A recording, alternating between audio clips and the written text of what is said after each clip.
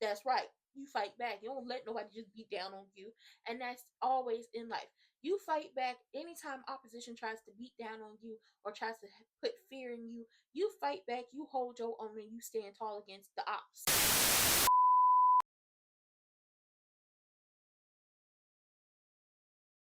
Lawful wedded husband. To be my...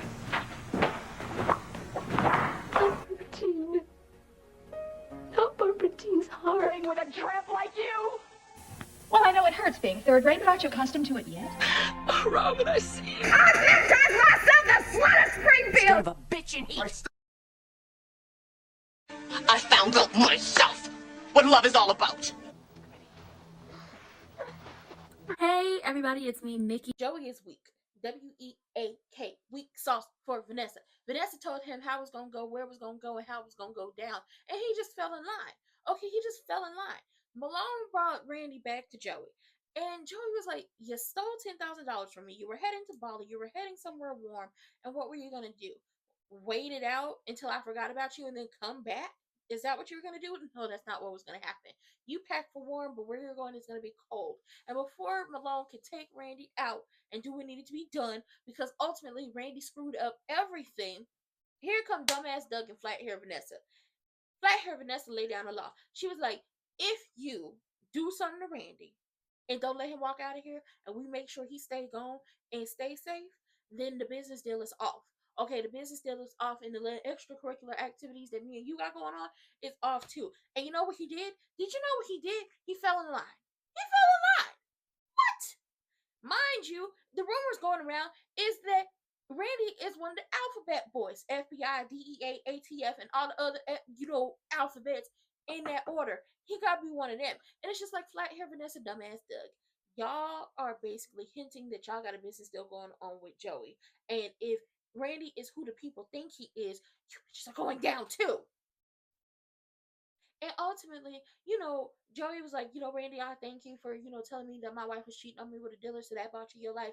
For now, y'all can go. Vanessa, you need to stay. And Vanessa was like, listen, you can tell me to stay out your business, but I'm gonna get into it again. And you like me being in your business, don't you? And she touching on him, and they get the kissing, and it's just like, so y'all about to have rug burn on y'all asses again from screwing on that poker table. Next time y'all climb y'all asses on that poker table, I hope it break. I don't want nobody hurt. I just want y'all to stop screwing on poker tables. Get a bed for once, okay? Be adults. Y'all too old to be jacking up knees screwing on a poker table.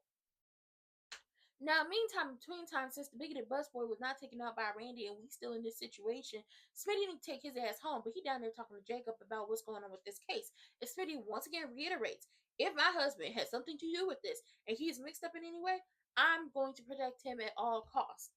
And Jacob was like, can you repeat that? And he did. And he's like, I just need to hear it out loud. Because the thing is, Jacob wants to protect his father too.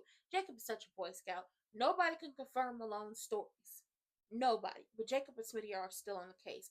And Jacob remembers that 2 years ago, he bumped into his daddy in street clothes. And the chief of police don't really wear street clothes like that. So something was going on. And this was after he had took his detective's exam and he was at work. And, he gotta work. Okay, gotta make that money.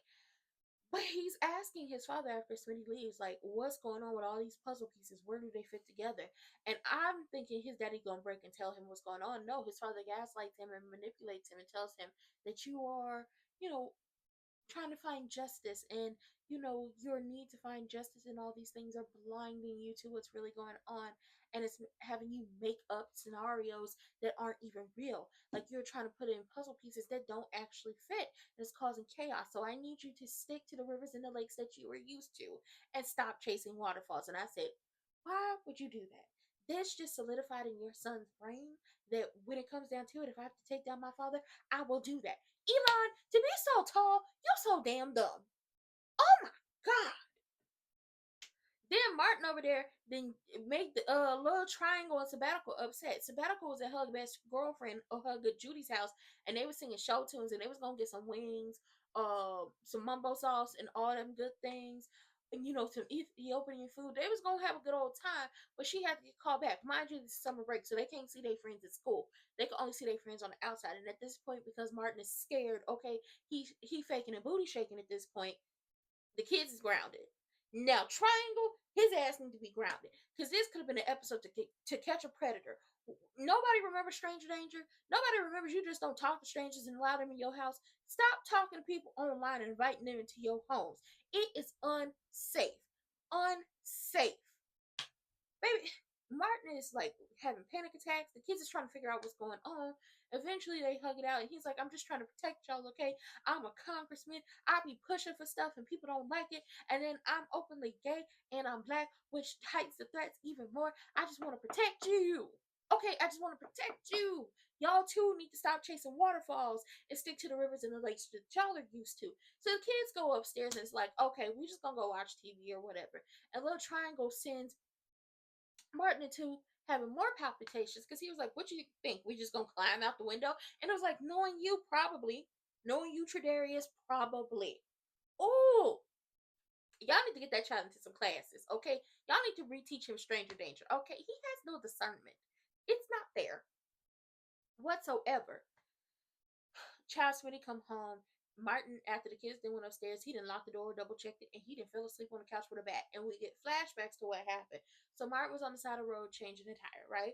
The bigoted busboy and the bigoted busboy's brother rolled up on him like he was in a training bra, had the lights, the high beams on and everything. And they got out the car and walked up on Martin. And Martin was like trying to change the tire. He got a tire iron in his hand. And he was like, let's see what color your money is. And I believe they tried to jump Martin. Or they was jumping Martin. And Martin went to work on their asses with that tire iron. And it's just like, now see, this is y'all fault. Y'all was trying to go after somebody. And they man was like, hell no, I'm going to fight back. That's right. You fight back. You don't let nobody just beat down on you. And that's always in life. You fight back anytime opposition tries to beat down on you or tries to put fear in you. You fight back. You hold your own and you stand tall against the ops. Okay, you got to do that. And fight back, it don't mean violence. It means whatever, whether it's in a courtroom, whether it's with your words, whether you are telling your truth, always stand up for yourself, right? So Martin is shaking and doing all this, and Smitty wakes him up, and it's a good scene. They was acting, okay? They was acting. It was good. Smitty and Martin are like tears in eyes, like crying to each other. Smitty is like, we need to talk about this. We need to talk about this. We should have talked about this months ago. We need to talk about this because something is going on with you and I need to know. And if you don't tell me, if I don't find out what it is, it could break us. Tell me. And Martin is like, I can't do that. I have to protect us. And he said, what if the thing you trying to protect us from is the thing that's going to break us? And Martin still didn't break. And I was like, oh my God, when it comes out, it's going to be messy as hell. But we all know, Smitty said, when it comes down to it, if he had to make a choice, he's going to protect his husband. Know that. Know that. And then we head down to the barber. Ashley done got on my damn nerves because she's sitting up here acting like she don't know what the situation is. Girl, you don't have no discernment and you don't know how to read the room. Read the situation. These two people are sleeping together and he still ain't break it off with Danny for real. Even though they're not in a real relationship, he ain't break it off with her. So she feels some type of way to see him down here with your basic doe-eyed, just got out of nursing school self, and you over here mad at Shanice, but everybody's like, come on now, what is this? You hurried up and went on the date because you wanted to see what it was and what it was hitting on with Baby Lorenz Tate. And at this moment in time, the chemistry is gone. It worked because you had a man, but when you have a man, it don't hit the same. And Baby Lorenz Tate is up here playing in Danny's face, and ultimately you said you would go at her pace. And now that the pace ain't working for you, and now that you ain't getting the attention that you are used to getting because you're dealing with a grown woman who has her own issues, now it's an issue. I bet you he get bored with Ashley. He's definitely gonna get bored with Ashley because Ashley's gonna be able to put all her time on him, and he don't like that. He likes what him and Danny have. And Danny is just like, listen, it's both of me. Like, whatever it is both. But I'm gonna sit here, I'm gonna have my nightcap when they left. She gonna sit there, have her nightcap, and she's just gonna toast an empty house, an empty life, an empty bed, and so on and so forth.